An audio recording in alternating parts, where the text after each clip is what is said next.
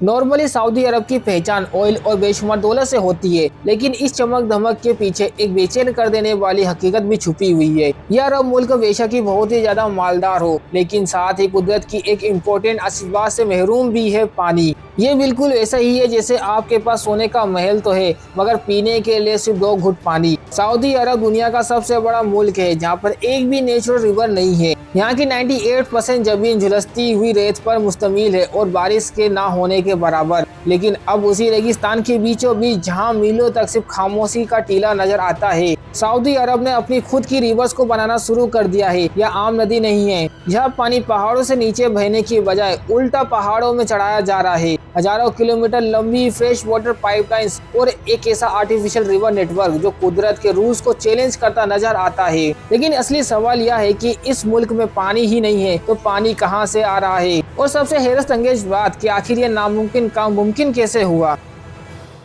देखिए फ्रेंड्स, ये बात तो आप सभी जानते ही होंगे कि सऊदी अरब का मौसम इतना गर्म और इतना सूखा है, लेकिन यहाँ के कैपिटल रियाद में सालाना एवरेज सिर्फ 116 mm की बारिश होती है, जबकि इसकी आबादी 1950 में 30 लाख थी और आज 2 करोड़ 60 लाख से ज्यादा हो चुकी है। और इसी बढ़ती जरूरत ने पानी के रिजर्व्स को एक नाकामी बर्दाश्त दबाव डाल दिया है। पर सऊदी के पास जब नेचुरल रिवर्स ही नहीं है तो फ्रेश वाटर कहां से आता है? अपनी जरूरत को पूरा करने के लिए सऊदी किंगडम ने बहुत ही लंबे अरसे तक जमीन के अंदर मौजूद गहराई में डीप एक्वीफायर से पानी निकाला। इस पानी को फोशल वाटर भी कहा जाता है, जो लाखों सालों में जमीन के अंदर जमा होता है और इसको दोबारा भरने में भी लाखों साल लगेंगे। ये एक तरह से नॉन रिन्यूएबल पानी का जखीरा है। पिछले कई दशक तक सऊदी अरब अपनी पानी की जरूरत का तकरीबन 70% पानी इसी फोसिल वाटर को निकाल कर पूरा कर रहा था, और इस पानी का ज्यादा इस्तेमाल करने का अंजाम भी बहुत ही ज्यादा खौफनाक निकला।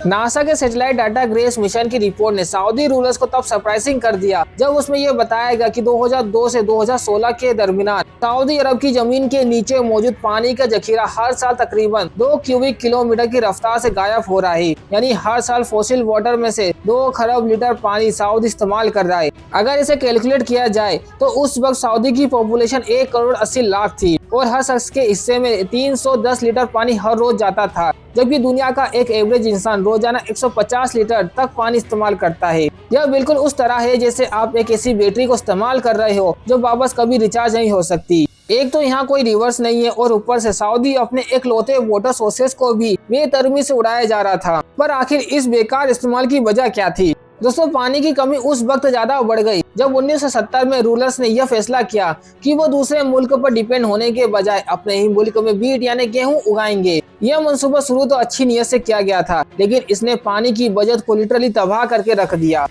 गवर्नमेंट ने वीट फार्मिंग के लिए सब्सिडी भी दी और फार्मर्स की हौसला अफजाई की, जिससे खेती बाड़ी में तेजी से इजाफा हुआ। और फिर 2003 तक मुल्क का 85% पानी का इस्तेमाल सिर्फ एग्रीकल्चर सेक्टर में होने लगा। इस गलती ने पानी के जखीरा को इतनी तेजी से निचोड़ा कि 3 दशक के अंदर अंदर रूलर्स को गेहूं की खेती का मंसूबा बंद करना पड़ गया। इस आफ्ता को देखते हुए यह फैसला किया गया कि बाकी बचे हुए फॉसिल वाटर को सिर्फ इमरजेंसी के लिए बचा कर रखा जाएगा। अब अगर सऊदी अपने एकलौता वाटर सोर्सेस का भी इस्तेमाल नहीं करेगा तो फ्रेश वाटर कहां से लाएगा वो? यह ग्राउंड ब्रेकिंग प्रोजेक्ट दुनिया के सबसे बड़े आर्टिफिशियल रिवर बनाने का प्लान है। एक ऐसा काम जो सिर्फ अपने बड़े पैमाने पर नहीं बल्कि सोच में भी बिल्कुल क्रांतिकारी है। तकरीबन 12,000 किलोमीटर तक फैली हुई यह इंसान की बनाई हुई नदी जमीन के नीचे निर्माण की जा रही है।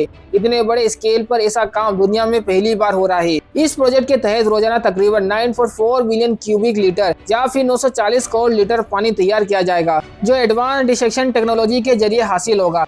इस टेक्नोलॉजी के जरिए रेड सी और पर्शियन गल्फ के खारे पानी को मीठा पानी के काबिल बनाया जाएगा। यह आर्टिफिशियल रिवर्स जमीन के नीचे सफर करेगी ताकि इस कदर गर्म रेगिस्तान में वेपराइजेशन का नुकसान जो है वो कम से कम हो। इसकी चौड़ाई और गहराई इस तरह डिजाइन की गई है कि पानी लगातार या नॉन स्टॉप फ्लो के साथ मुल्क के मिश्रित हिस्सों तक पहुँचाया जा सके, यहाँ तक कि उन इलाकों तक भी जो सबसे ज्यादा पानी की कमी का शिकार है या पहाड़ों के ऊपर बने हैं। यह प्रोजेक्ट सिर्फ पानी पहुँचाने का प्लान नहीं बल्कि इस प्लान के जरिए सऊदी अपने सेल्फ एग्रीकल्चर के ख्वाब को भी दोबारा से जिंदा करना चाहता है, यानी अपनी फसलें खुद उगाएंगे और दूसरों पर डिपेंडेंट ना रहें। एक ऐसा ख्वाब जो इस तरह की जमीन पर नामुमकिन समझा जाता था। इस सस्टेनेबल और अनलिमिटेड पानी के जरिए सऊदी अरब अपनी बंजर जमीन में हरियाली उगाना चाहता है ताकि फूड इंपोर्ट्स पर डिपेंडेंसी कम हो और इकोनॉमी को ऑयल से आगे डाइवर्सिफाई किया जा सके। इस आर्टिफिशियल रिवर की चौड़ाई 11 किलोमीटर और गहराई 4 मीटर है और यह पूरा नेटवर्क हेरस तंगेस तौर पर 12,000 किलोमीटर तक फैल जाएगा। पानी को दूर दराज इलाकों तक लेकर जाने के लिए 2.5 मीटर डायमीटर वाले स्पेशल एंटी कोराजन पाइप्स इस्तेमाल किए जा रहे हैं। यह पाइप नेटवर्क इतना बड़ा है कि इसकी लंबाई नाइल रिवर से भी 2 गुना ज्यादा हो सकती है, जो इस प्रोजेक्ट के बड़े स्केल को अच्छी तरह कवर कर सकता है। ये इंजीनियरिंग का कमाल सिर्फ पानी का एक नया जरिया नहीं बना रहा था, बल्कि एक ऐसा आइडिया जो पहले कभी भी दुनिया में प्रेजेंट नहीं किया गया। क्योंकि अगर सिर्फ पाइप्स को ही सीधा बिछा दिया जाए तो यह हमारी दुनिया के गिर्द गोल चक्कर काट सकते हैं। पाइप नेटवर्क के जरिए पूरे मुल्क में पानी तो ट्रांसफर हो जाएगा, लेकिन यहाँ सबसे बड़ा मसला ये है कि समुद्र के खारे पानी को मीठा बनाना। रेड सी और पर्शियन गल्फ के साथ यहाँ 28 डिसैलिनेशन प्लांट बनाए गए हैं। इनका काम सिर्फ नमक को पानी से अलग करना नहीं, बल्कि यह काम कम बिजली, एनर्जी और कम पॉल्यूशन के साथ करना है। यह काम इतना आसान नहीं है, खासकर जब डिमांड काफी ज्यादा हो और पानी का नेचुरल रिसोर्सेस एक भी ना हो। पहली टेक्नोलॉजी है मल्टी स्टेज डिसैलिनेशन की। बहुत ही बड़े प्लांट्स जो नमक को पानी से अलग करते हैं। इनका प्रोसेस सुनने में बहुत ही सिंपल लगेगा, पानी गर्म करो, भाप बनाओ और फिर कंडेंस कर दो, लेकिन इसका स्केल वाकई में दिमाग हिला देने वाला है। इमेजिन कीजिए फुटबॉल ग्राउंड जितने लंबे 100 स्टील टैंक्स जहां समुद्री पानी को उबाला जाता है, फिर उसे दूसरे चेंबर में भेजा जाता है जहां प्रेशर आहिस्ता आहिस्ता कम होता है और पानी कम टेम्परेचर पर ही इवेपोरेट हो जाता है। इस भाप को कंडेंस करके फ्रेश वाटर की फॉर्म में दूसरे चेंबर में जमा कर लिया जाता है। इस प्रोसेस का सबसे बड़ा फायदा यह है कि यह बहुत ही बड़े स्केल पर भी काम कर सकता है और जो बची हुई स्टीम होती है उसे टरबाइन घुमाया जाता है, ताकि जितनी एनर्जी खर्च करके पानी गर्म किया गया था उसका कुछ हिस्सा दोबारा एनर्जी जनरेट करने पर वापस बचाया जा सके। इस डिसैलिनेशन के अलावा भी एक टेक्नोलॉजी है जिस पर सऊदी में बहुत ही तेजी से काम हो रहा है, और वो है रिवर्स ऑस्मोसिस। यह टेक्नोलॉजी इंसानी सेल्स की बायोलॉजी से इंस्पायर्ड है। रिवर्स ऑस्मोसिस में समुद्री पानी को अल्ट्रा थिन पॉलीमर्स ब्रेन से भी ना गुजारा जाता है, जिसके सुराग इतने पतले होते हैं कि करीबन इतने पतले कि 1 स्क्वायर इंच में 10 लाख हिस्से किए जाएं, उसमें से सिर्फ एक हिस्सा। यह सुराग इतना पतला होता है कि उसमें से नमक तो छोड़ो, एक वायरस भी नहीं गुजर सकता। यह स्टीम 99% तक नमक और मिनरल्स को ना फिल्टर कर देता है और परफेक्टली प्योर पानी तैयार हो जाता है। इस टेक्नोलॉजी का सबसे इम्प्रेसिव हिस्सा है energy efficiency. Pressure recovery devices की वजह से modern reverse osmosis plant 1000 litre पानी बनाने के लिए सिर्फ 2.8 किलोवाट पर आवर की बिजली इस्तेमाल करते हैं, यानी करीबन उतनी ही पावर जितनी एक घरेलू पानी की मोटर इस्तेमाल करती है। और सऊदी अरब पानी की डिमांड का 66% हिस्सा डिसैलिनेशन से पूरा करता है। इसके साथ साथ मुल्क भर में 50 से भी ज्यादा डैम्स बनाए गए हैं, जिनकी टोटल स्टोरेज कैपेसिटी तकरीबन 2 अरब क्यूबिक मीटर है। मिसाल के तौर पर king Fahd dam 325 million cubic litre से भी ज्यादा पानी रख सकता है, जो इसे मुल्क का सबसे बड़ा डैम बनाता है। यह रिवर सिर्फ करोड़ों लोगों को पीने का पानी नहीं देता, बल्कि रेगिस्तान में एग्रीकल्चर को भी सपोर्ट करता है और जमीन के नीचे एक्वीफायर को फिर से दोबारा भरने पर काम करता है। पर यहाँ पर एक और सवाल जरूर आपके दिमाग में आ रहा होगा कि जब रोजाना इतना ज्यादा पानी से नमक अलग होता है तो आखिर उस नमक का क्या किया जाता है। याद रहे कि समुद्र के 1 लीटर पानी में करीब 35 ग्राम नमक होता है। तो अगर सऊदी रोजाना 940 करोड़ लीटर फ्रेश पानी बनाता है तो इसका मतलब है रोजाना 3,29,000 टन नमक पीछे बच जाता है।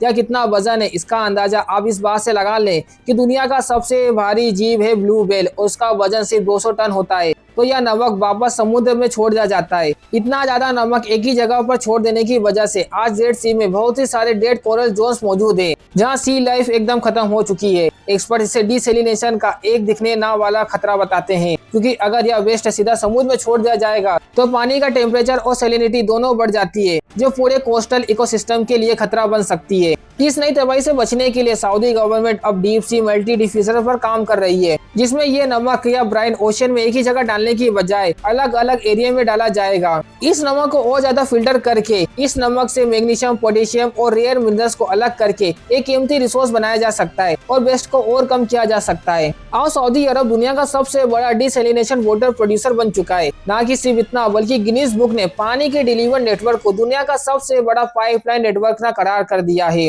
और ये नेटवर्क दिन पर दिन बढ़ता ही जा रहा है। सऊदी प्रिंस मोहम्मद बिन सलमान का टारगेट है कि 2030 तक उन्हें पूरे मुल्क की 100% रिक्वायरमेंट इसी पूरी तरीके से करनी है। इस प्रोजेक्ट का एक और हिस्सा हैरान करने वाला मंजर पहाड़ पर देखा जा सकता है। 10,000 फीट ऊंचे पहाड़ों पर पाइपलाइन बिछाना तो अपने आप में ही मुश्किल काम है, लेकिन इस पाइप से पानी को उस एरिया तक पहुंचाने में और भी बड़े पंपिंग स्टेशन मौजूद हैं, जो दिन रात 24/7 पानी को पंप करते रहते हैं। यह पंपिंग स्टेशन अकेले ही सऊदी की 9% इलेक्ट्रिसिटी न खा जाते हैं। यह ठीक वैसा ही है जैसे पहाड़ों से रिवर्स का पानी नीचे बहने की बजाय उल्टी दिशा में चढ़ने लगे। सऊदी की यह अंडरग्राउंड रिवर सिर्फ एक बड़ा पाइपलाइन नेटवर्क नहीं, बल्कि यह एक ऐलान है कि पानी की कमी को टेक्नोलॉजी की मदद से भी खत्म किया जा सकता है। अभी यह प्रोजेक्ट बिल्कुल नया है और दुनिया इसमें इम्पोर्टेंट इम्प्रूवमेंट की उम्मीद कर रही है। आज कंडीशन यह है कि वो मुल्क जिसके पास पानी का एक भी नेचुरल रिवर नहीं है और ना ही कोई नेचुरल वाटर रिसोर्सेज, वह 2027 में वर्ल्ड वाटर फोरम की मेजबानी करेगा। ये सब दुनिया को बताना है कि इन हॉस्पिटलिटी माहौल को भी हिम्मत और टेक्नोलॉजी से बेहतरीन और फ्यूचर प्रूफ बनाया जा सकता है। और सऊदी अरब का यह मैसेज कई मुल्कों और पूरे रीजन्स के लिए एक नया रास्ता है।